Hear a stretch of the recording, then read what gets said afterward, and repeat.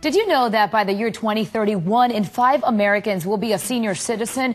Many of us think about getting older, and many middle-aged women are caught between taking care of their kids and their parents at the same time. And here to discuss this more commonly occurring situation and a solution is Bill Borne, CEO and founder of Amedisys Home Health Services. Thanks for joining us.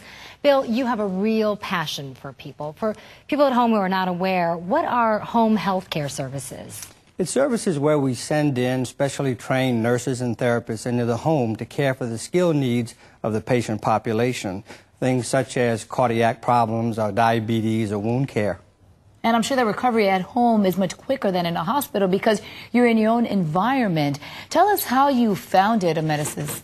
Well, my primary education is in nursing. I graduated from Charity Hospital School of Nursing in New Orleans. And working in a hospital one day, I recognized the population was getting older and multiple combination of illnesses. So we decided that a community-based approach would be a better way to care for this population. And what makes you different from your competitors? Many things. One is we're 27 years old as a company. We have 500 offices, including Puerto Rico. We have a lot of Spanish-speaking nurses. All of our caregivers are pre-certified and screened before they go into a family's home.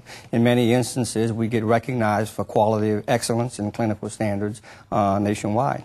So, Bill, why are more and more people in need of home health care services nowadays? Well, people are living longer. They have complications of many illnesses. They're taking many medications.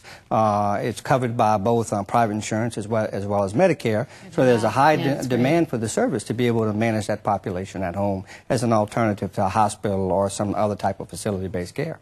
So how does a patient qualify for your services? Well, first of all, they have to have a skilled need, nurse or a therapist typically. They have to be homebound, which means it's a taxing effort for them to leave home. They have to be under a physician's care. Physician has to write the plan of care for that patient. And we have to have a defined outcome and be able to discharge the patient at some point in their care continuum. This is a great service. Now, you spoke about what happens in temporary care. How about those patients that need chronic care? Well, chronic care patients, their care goes on for a long time, through the end of life in many instances. For instance, my father, who passed away recently, was discharged from a hospital about a year ago on 27 medications with about 10 attending physicians.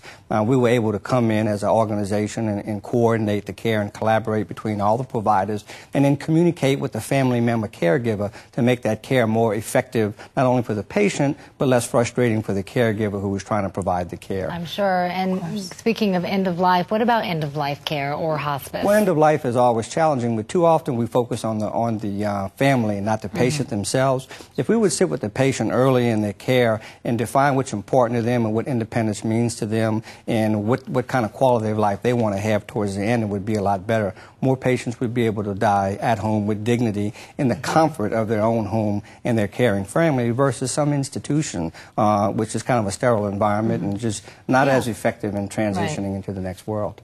Bill, thanks for allowing us to be daughters and allow nurses be nurses. Thanks for being here on The Balancing Act. Well, thank you for allowing us to share our story. Thank you so much. And for those of you interested in Amedisys, you can log on to our website, thebalancingact.com, or you can simply log on to amedisys.com. Next on The Balancing Act, we've got some great ideas to reduce that home entertainment clutter.